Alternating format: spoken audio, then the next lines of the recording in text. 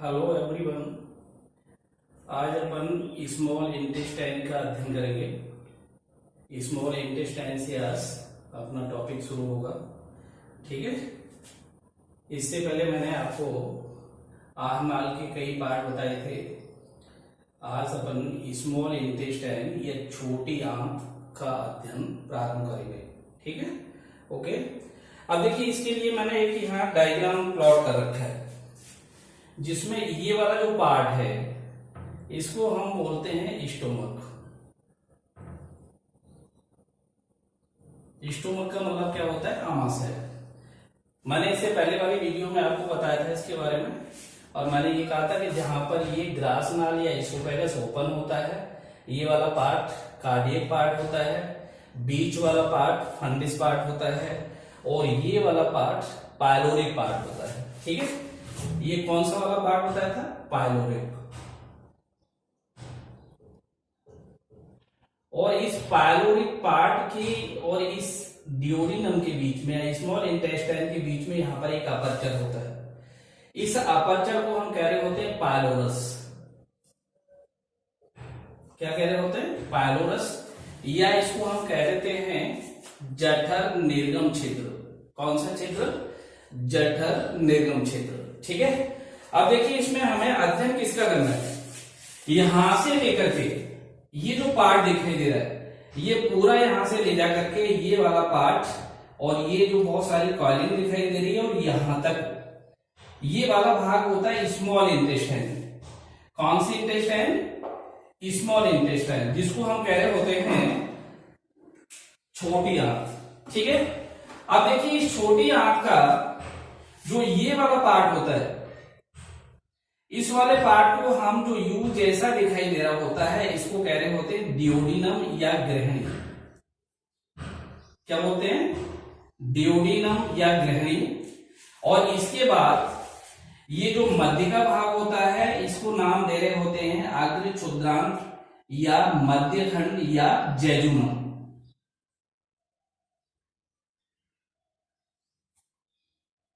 ठीक है।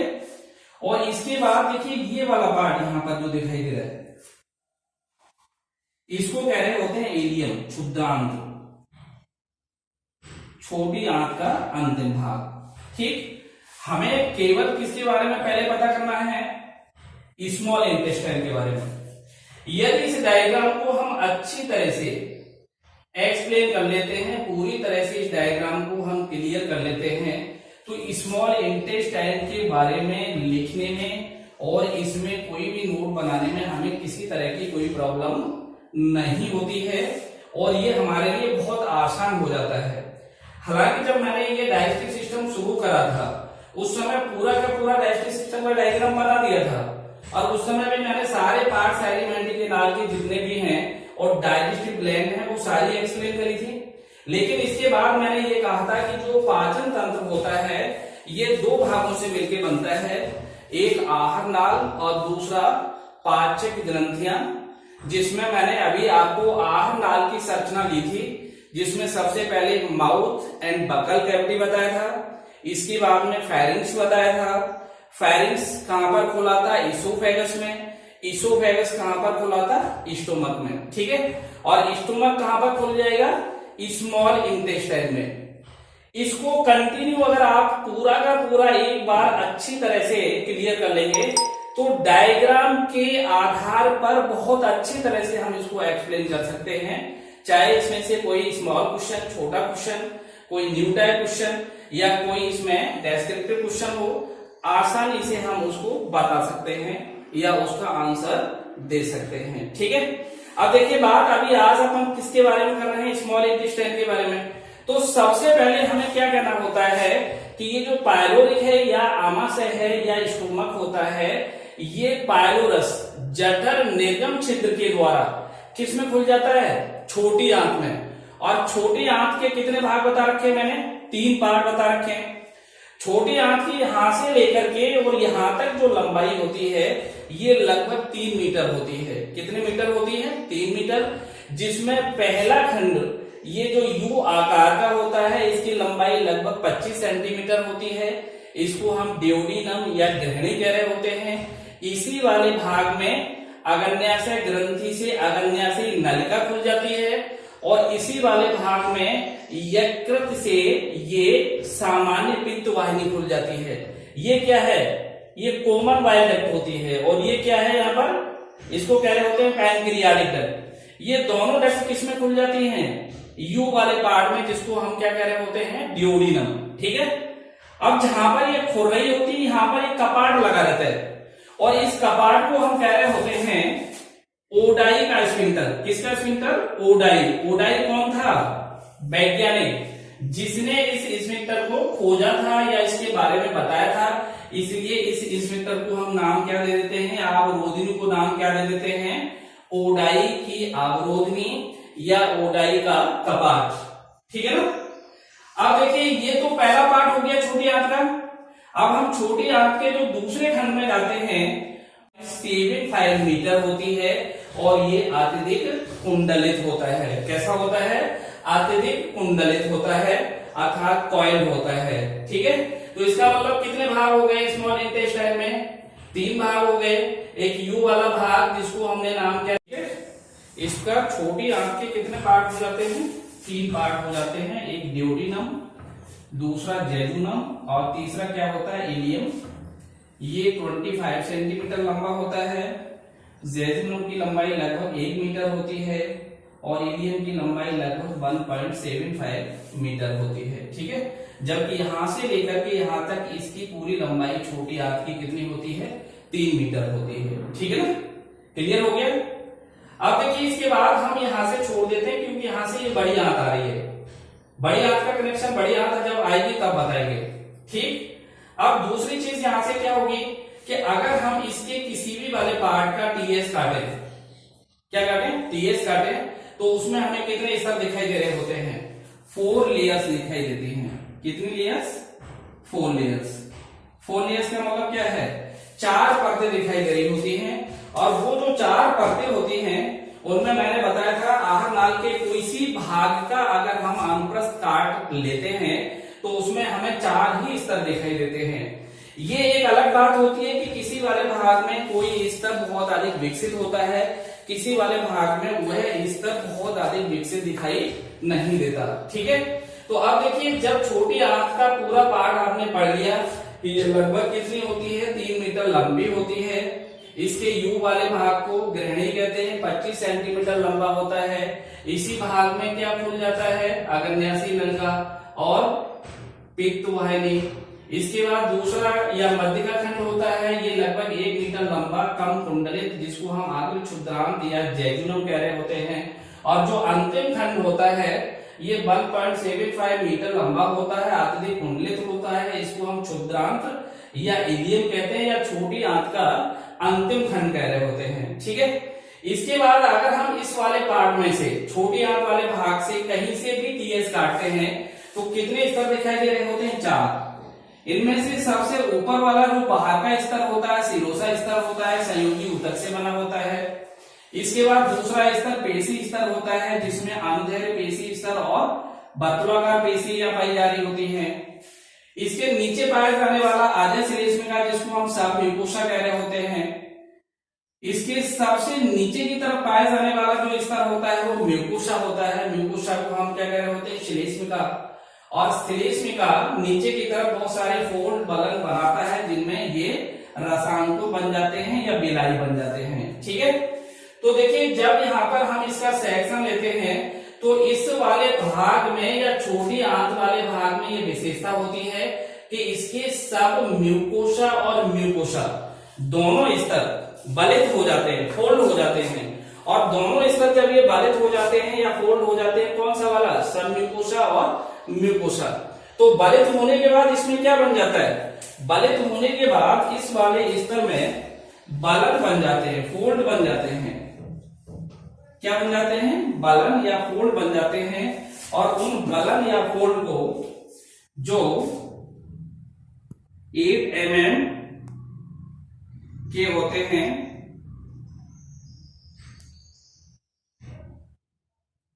इन बालन या फोल्ड को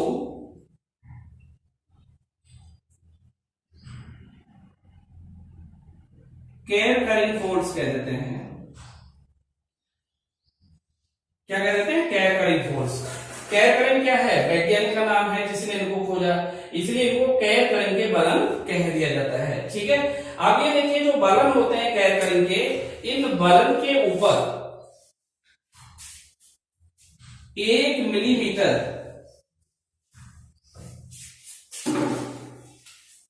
लंबे अंगुली के समान प्रवर्ग बन जाते हैं। किसके समान? अंगुली के समान प्रवर्ग बन जाते हैं। और ये जो अंगुली के समान प्रवर्ग होते हैं या उभार होते हैं, इन उभार को नाम दिया जाता है रसांकुर। इनको क्या कह रहे होते हैं? रसांकुर कह रहे होते हैं, या इनको बिलाई कह देते हैं। क्या कह देते हैं? बिलाई। ये मैंने लिखा भी है। ठीक है, किसके ऊपर बने हुए हैं? ये जो म्यूकोसा है, इसके जो बलन बने थे, उन बलन के ऊपर 1 मिलीमीटर के अंगुली के समान प्रवर्ग बन जाते हैं। जैसे ये हमारा हाथ है, इसमें ये फिंगर जैसे दिखाई दे रहे हैं, ये सारे क्या दिखाई दे रहे होते हैं? ये सारे के सारे रसांकुर होते हैं, या इनको हम क्या कह रहे होते हैं? बिलाई कह रहे होते हैं। ठीक है, क्या कह रहे हैं? बिलाई। अब देखिए प्रत्येक रसांकुर के मध्य में, प्रत्येक रसांकुर के मध्य में क्या पाई जा रही होती है? रक्त केशिकाएं।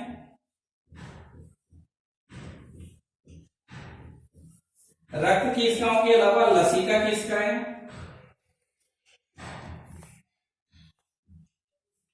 और लसिका केशिकाओं के अलावा कौन सी पेशियां होती है? Smooth muscles.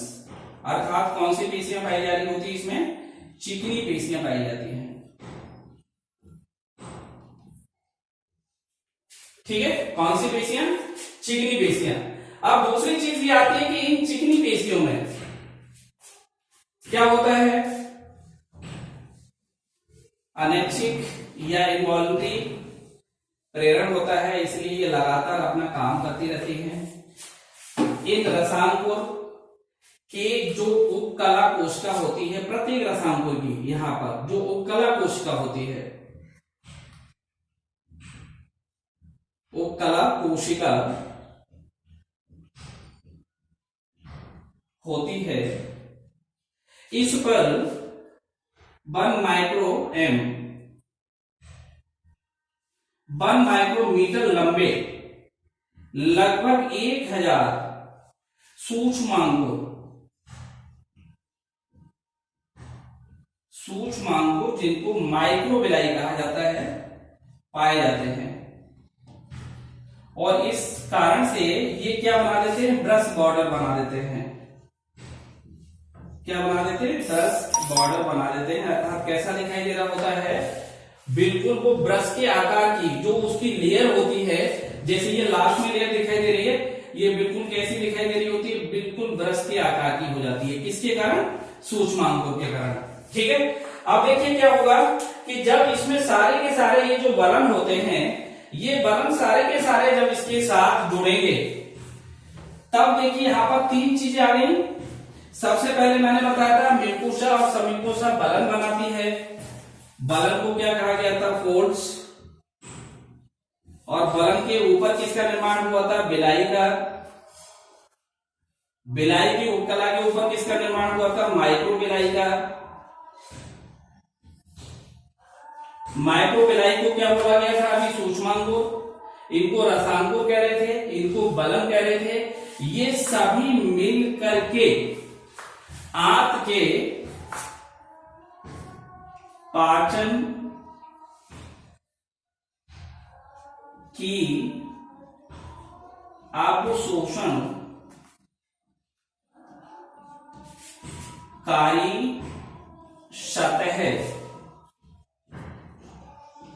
का क्षेत्रफल बढ़ा देते हैं, का क्षेत्रफल बढ़ा देते हैं। ठीक है ना?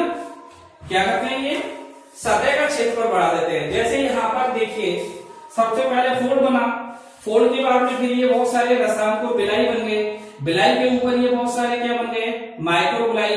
तो ये सारे के सारे जब मिल जाते हैं तो क्या करते हैं? आंत के जो पाचन की क्षमता है उसकी अवशोषणकारी सतह का क्षेत्रफल बढ़ा देते हैं, अर्थात एब्जॉर्प्टिव लेयर का एरिया या सरफेस एरिया बढ़ जाता है।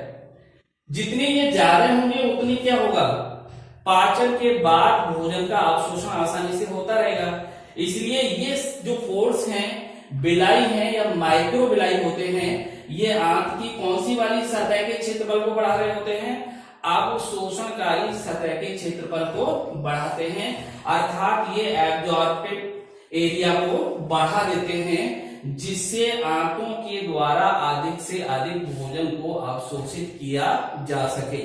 सबसे ज्यादा जो पाचन है छोटी आंत के अंदर ही हो रहा है। भोजन का सबसे अधिक मात्रा में अवशोषण है वो भी कौन सी आंत के अंदर हो रहा होता है, छोटी आंत के अंदर हो रहा होता है। इसीलिए छोटी आंत में ये मॉडिफिकेशन बन जाते हैं। अगर ये मॉडिफिकेशन नहीं होंगे तो यहाँ पर पाचन बहुत ही कम होना शुरू हो जाएगा, दूसरा भोजन का अवशोषण बहुत कम होना शुरू हो जाएगा। इसीलिए नेचर ने इस प्रकार का यहाँ पर अरेंजमेंट कर रखा है कि इस कारण से यह सतह कैसी हो जाती है, अधिक से अधिक पाचन करने में सक्षम हो जाती है और अधिक से अधिक पाचन के पश्चात उस भोजन के अवशोषण में सहायता कर रही होती है। ठीक है ना। इस कारण से ये जो सतह है उसका एरिया क्या हो जाता है, बढ़ जाता है। सपोज करिए यहाँ से इन चीजों को हम हटा दें और ये बिल्कुल फ्लैट कर दें, तो यहाँ पर सरफेस एरिया बढ़ेगा क्या, नहीं बढ़ पाएगा। और जब सरफेस एरिया नहीं बढ़ेगा तो पाचन के बाद जो अवशोषण के लिए अधिक सतह चाहिए वो यहाँ पर नहीं मिलेगी। इसलिए हमारी छोटी आंत या स्मॉल इंटेस्टाइन के अंदर ये जो मॉडिफिकेशन है किसका, फोल्डिंग का, बिलाई, माइक्रो बिलाई, ये क्या करते हैं, भोजन के पाचन के पश्चात अवशोषण सतह के क्षेत्रफल को बढ़ा देते हैं। ठीक है ना। सबसे पहले मैंने क्या बताया था कि जो म्यूकोसा सबम्यूकोसा होती है, इन दोनों का क्या हो जाता है, बलन हो जाता है, बलित हो जाती है। इनके ऊपर लगभग 8 मिलीमीटर के बलन बन जाते हैं और फिर प्रत्येक जो बलन है उसके ऊपर किसका निर्माण हो जाता है, बिलाई का, रसांकुर का।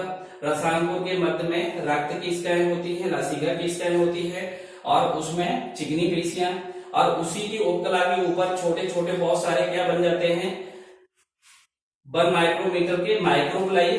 और ये माइक्रोबिलाई ब्रश बॉर्डर की तरह दिखाई देते हैं, जैसे मैंने ये दिखाई दिया। पूरी सतह कैसी लगती है, ब्रश के समान लगती है। ठीक है। इस कारण से ये सारे मिलकर के क्या कर रहे होते हैं, इसकी सतह के क्षेत्रफल को बढ़ा देते हैं। ठीक है, क्लियर हो गया होगा। इसके बाद देखिए नेक्स्ट, इसी को और आगे बढ़ाते हुए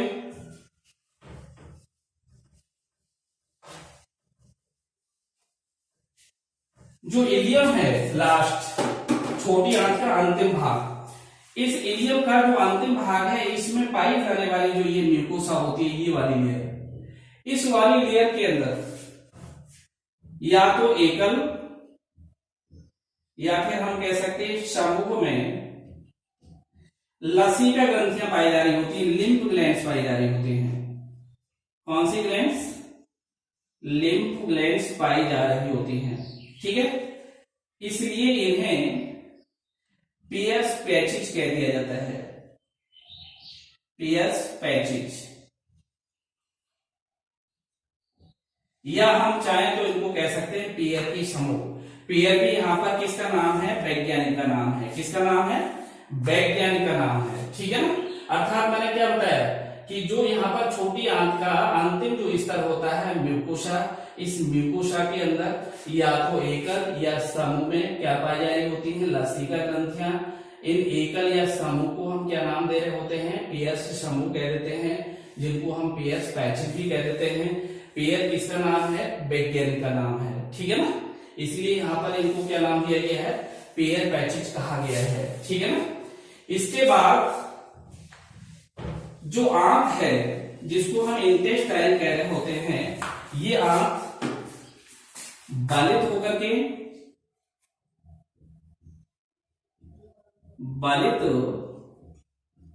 होकर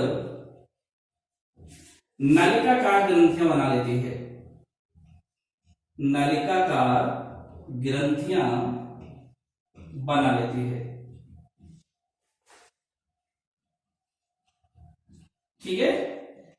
ये जो नलिकाकार ग्रंथियां बनाती है, इन ग्रंथियों को क्या कह देते हैं, इन्हें आंतरिक ग्रंथियां कह देते हैं, इंटेस्टिनल ग्लैंड्स। इन्हें आंतरिक ग्रंथियां कह देते हैं। ठीक है, अथवा देखिए इनकी भी खोज एक वैज्ञानिक के द्वारा की गई, इसलिए इनको दूसरा नाम क्या दे सकते हैं, अथवा इन्हें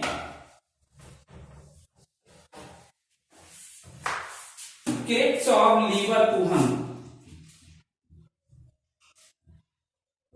क्रिप्स ऑफ लीवरपूहन कहा जाता है। लीवरपूहन भी किसका नाम है, वैज्ञानिक का। लीवरपूहन की गर्तिकाएं या लीवरपूहन की दरारें, और इन लीवरपूहन की दरारों में 3 तरह की कोशिकाएं पाई जाती हैं। एक तो इसमें कौन सी कोशिकाएं होती हैं, जिनको हम क्या कह रहे होते हैं, कलश कोशिकाएं, गॉबलेट सेल्स, कलश के आकार की होती हैं, लाइक ए पिक्चर, कलश कोशिकाएं। और दूसरे प्रकार की होती हैं जिनका नाम होता है आंतरिक कोशिकाएं, इंटेस्टिनल सेल्स, आंतरिक कोशिकाएं। और तीसरे प्रकार की होती है पैनिथ कोशिकाएं। कौन सी कोशिकाएं, पैनिथ कोशिकाएं। ठीक है, ये तीनों प्रकार की कोशिकाएं कहां पर बताइए, मैंने अभी कहा कि ये आंत या स्मॉल इंटेस्टाइन बालित होकर के क्या करती है, लंबी नलिकाकार ग्रंथियां बना लेती है। उन ग्रंथियों को आंतरिक ग्रंथियां या लीवरपूहन की दरारें कहते हैं। इन दरारों में ये 3 प्रकार की कोशिकाएं पाई जाती हैं। एक गॉबलेट सेल्स होती है, दूसरी इंटेस्टिनल सेल्स होती है, और तीसरी पैनिथ सेल्स होती हैं। गॉबलेट सेल्स के द्वारा क्या स्रावित होता है, श्लेष्मा। ठीक है, आंतरिक कोशिकाओं के द्वारा क्या स्रावित होते हैं, पाचक रस या एंजाइम।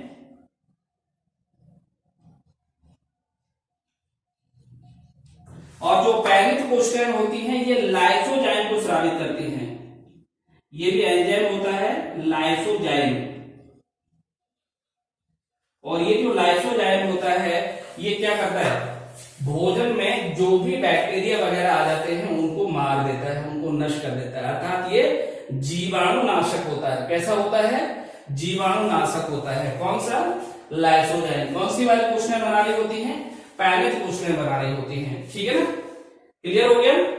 अब देखिए इसके बाद जो ये इलियम वाला भाग मैंने आपको बताया था ये भी यहां पर कंप्लीट हो गया।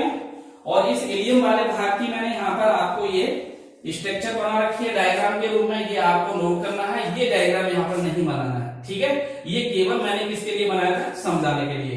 इसके साथ साथ हम ये भी कह सकते हैं कि ये वाला जो ग्रहणी वाला भाग होता है छोटी आंत का, इस ग्रहणी वाले भाग में जिसको हम अंग्रेजी में डियोडिनम कहते हैं, टेक्निकल नाम है डियोडिनम वाले भाग में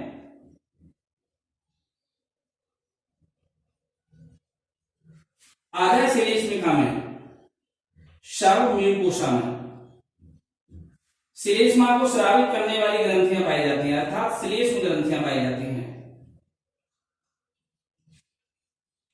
कौन सी ग्रंथियां, श्लेष्म ग्रंथियां पाई जाती हैं। किसको स्रावित करेंगी, श्लेष्मा को। ठीक है ना। इन ग्रंथियों की खोज एक वैज्ञानिक थे जिनका नाम था ब्रूनर। क्या नाम था, ब्रूनर। इसलिए इन ग्रंथियों को क्या कह दिया जाता है, अतः इन्हें ब्रूनर की ग्रंथियां कह दिया जाता है। ब्रूनर की ग्रंथियां कह दिया जाता है या कहते हैं। ठीक है। बहुत सारे लोग ये कहते हैं कि श्लेष्म ग्रंथियां तो इसमें है ही, उनको अपन ब्रूनर क्यों नाम दे रहे हैं। तो देखिए श्लेष्म ग्रंथियों का मतलब ये है कि यहां से जब ये आमाशय से गैस्ट्रिक जूस के साथ भोजन आगे बढ़ता है तो उस भोजन के अंदर एसिड या अम्ल ज्यादा होगा। अम्ल ज्यादा होगा तो यह आंत को नुकसान पहुंचा सकता है। इसलिए उस अम्लीय प्रभाव से छोटी आंत को बचाने के लिए यहाँ पर अतिरिक्त मात्रा में श्लेष्मा की आवश्यकता होती है। और उस अतिरिक्त मात्रा में श्लेष्मा को कौन बना रहा होता है, इस ग्रहणी में पाई जाने वाली जो आधा श्लेष्मिका होती है उसमें ग्रंथियां बन जाती हैं। और इन ग्रंथियों का पता किसने लगाया था, ब्रूनर नामक वैज्ञानिक ने पता लगाया था। इसलिए इन्हीं श्लेष्म ग्रंथियों को हम दूसरा नाम क्या दे देते हैं, ब्रूनर की ग्रंथियां कह देते हैं। किसकी ग्रंथियां? ब्रूनर की ग्रंथियां कह देते हैं। ठीक है, क्लियर हो गया। अब देखिए इसको एक बार फिर समझ लीजिए। सबसे पहले मैंने कहा था स्मॉल इंटेस्टाइन। स्मॉल इंटेस्टाइन का मतलब क्या बताया था? छोटी आंत। मैंने क्या बताया था? आमाशय जठर निर्गम छिद्र के द्वारा छोटी आंत में खुल जाता है। यह जीवित अवस्था में लगभग 3 मीटर लंबी होती है। इसका प्रथम खंड, जिसकी लंबाई लगभग 25 सेंटीमीटर और कैसे आकार का दिखाई दे रहा होता है? यू आकार का, इसे ग्रहणी कह दिया जाता है। जबकि इसका दूसरा खंड या मध्य खंड लगभग 1 मीटर लंबा होता है और कम कुंडलित होता है, इसको जैजुनम कह देते हैं। और जो अंतिम खंड होता है ये एलियम या क्षुद्रांत कहलाता है, जो लगभग 1.75 सेंटीमीटर मीटर लंबा होता है। 1.75 मीटर लंबा होता है और अधिक कुंडलित होता है। ठीक है, इसके बाद मैंने आगे बताया था कि आंतरीय जो बलक हैं वो भी यहाँ पर कितने होंगे? स्तर के रूप में 4, सिरोसा, मसल्स लेयर, सब म्यूकोसा और म्यूकोसा। इसमें मैंने ये कहा था कि ये सब म्यूकोसा और म्यूकोसा बालित हो जाते हैं। बालित होने के बाद में फोल्ड्स बन जाते हैं। उन फोल्ड्स को कैर करेंगे बलन कह देते हैं, जो लगभग 8 मिलीमीटर आकार के होते हैं। और उन बलन के ऊपर किसका निर्माण हो जाता है? 1 मिलीमीटर अंगुली के समान प्रवाह, जिनको हम बिलाई कह देते हैं। बिलाई को मैंने कहा था रसांकुर। रसांकुर के मध्य में रक्त की स्काइन, लसिका की स्काइन और चिकनी पेशियां पाई जाती हैं। फिर मैंने कहा था कि रसांकुर की जो उपकला होती है, उस उपकला कोशिका के ऊपर 1 माइक्रो एम लंबाई के बहुत सारे सूक्ष्मांकुर या माइक्रोबिलाई पाए जाते हैं, जो ब्रश बॉर्डर का काम करते हैं। देखिए ये ब्रश बॉर्डर जैसा बनाए हुए हैं। ठीक है ना, ये वाला भाग ये तो बिलाई है और ये वाला जो भाग है ये माइक्रोबिलाई बन जाता है। क्या बन जाता है? माइक्रोबिलाई।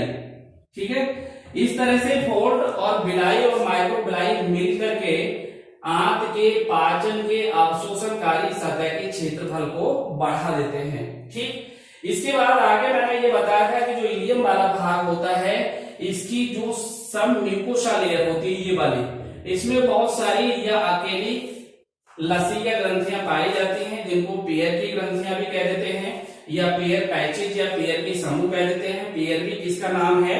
वैज्ञानिक का नाम है। ठीक है, इसके आगे फिर मैंने ये कहा था कि आंत बालित होकर के क्या करती है? लंबी ग्रंथियां बना देती है, जिन्हें आंतरिक ग्रंथियां कह रहे होते हैं। उन ग्रंथियों की खोज लीवर कॉन ने की थी, इसलिए उनको लीवर कॉन की दरारें कहा जाता है। उन लीवर कॉन की दरारों में मैंने बताया था 3 प्रकार की सेल्स होती हैं, जिसमें कलश कोशिकाएं, पैनित कोशिकाएं और आंतरिक कोशिकाएं। देखिए ये वाले भागों में यहाँ पर, ठीक है, कौन सी कोशिकाएं? कलश कोशिकाएं, गॉबलेट सेल्स और आंतरिक कोशिकाएं। तीसरा बताया था पैनित कोशिकाएं। कलश कोशिकाओं के द्वारा श्लेष्मा को स्रावित किया जाता है। इसके बाद यहाँ पर पाई जाने वाली आंतरिक कोशिकाएं पाचक रस बनाती हैं और पैनित कोशिकाओं के द्वारा लाइसोजाइम को स्रावित किया जाता है, जो भोजन में आए हुए बैक्टीरिया को नष्ट करता रहता है। ठीक, इसके पश्चात मैंने ये कहा था कि जो ये हमारा ग्रहणी वाला भाग होता है, इस ग्रहणी के सब म्यूकोसा वाली लेयर के अंदर, कौन सी वाली लेयर के अंदर? सब म्यूकोसा वाली लेयर के अंदर क्या होता है? यहाँ पर बहुत सारी लसीका ग्रंथियां पाई जा रही होती हैं। वो क्या नाम है? लसीका नहीं बताओगे? श्लेष्मा ग्रंथियां पाई जा रही होती हैं, जिन्हें हम क्या कह रहे होते हैं? बताओ, ब्रूनर की ग्रंथियां। ये अभी लिखा हुआ है, ठीक है ना। अर्थात जो इलियम वाला भाग है, ये वाला भाग, इसके अंदर तो किसके अंदर है? ये सब म्यूकोसा के अंदर जो लसीका ग्रंथियां सारी पाई जा रही है पेयर्स के रूप में, जिनको हमने पेयर की ग्रंथियां कह दिया। और जो यहाँ पर पाई जाने वाली सब म्यूकोसा है, ये ग्रहणी वाले भाग में यहाँ पर क्या पाई जा रही होती है? श्लेष्म ग्रंथियां, जो अतिरिक्त मात्रा में श्लेष्मा को स्रावित करती हैं। किसने बताया था? ब्रूनर ने। इसलिए इनको ब्रूनर की ग्रंथियां कह दिया जाता है। श्लेष्मा अधिक से अधिक मात्रा में स्रावित होने के पीछे केवल एक ही रीजन होता है, जिससे जो जठर रस है वो न्यूट्रलाइज होता रहे, अर्थात उसमें जो अम्लीय प्रभाव है वो उसका न्यूट्रलाइजेशन होता रहे, उदासीनीकरण होता रहे। अन्यथा क्या होगा? आंत को नुकसान हो जाएगा। आंत की ये सारी लेयर धीरे धीरे म्यूकोसा, सब म्यूकोसा नष्ट हो जाएंगी, ठीक है ना। इस कारण से यहाँ पर श्लेष्मा का अधिक मात्रा में सीक्रेट होना आवश्यक होता है, ठीक है ना। क्लियर हो गया यहाँ तक। अब देखिए नेक्स्ट, यहां पर मैं बता रहा था रसायनों को भी अगर आप चाहो तो एक डायग्राम के रूप में बता सकते हो।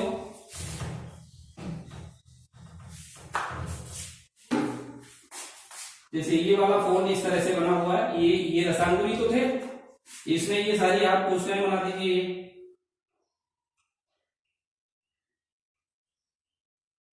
ये उपकला या स्तंभाकार कोशिकाएं है, ठीक है। इनके ऊपर बहुत सारे ये माइक्रोग्लाई लगा दीजिए। यहां पर इसमें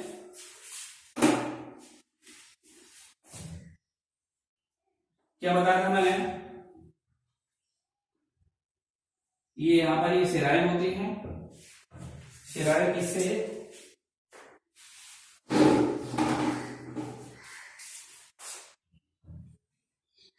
ये धमनियां होती हैं, यहां से ये क्या निकलती हैं,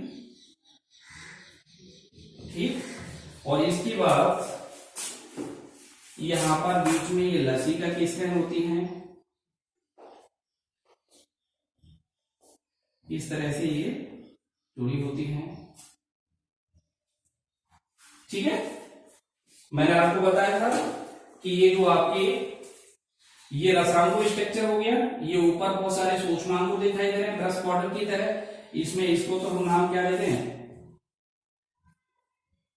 धमनी, इसको नाम क्या देते हैं, शिरा, और इसको नाम क्या देते हैं, लसिका, ठीक है। ये यहां पर क्या होंगी, रक्त केशिकाएं, ठीक है। अब इसमें देखिए आपको केवल इस वाले डायग्राम को छोड़ करके ये भी बनाना है, ये भी बनाना है, ये डायग्राम इसमें नहीं बनाना है। इसके बाद यहां से ये बड़ी आंत के बारे में आपको बताएंगे, ठीक है ना। ओके।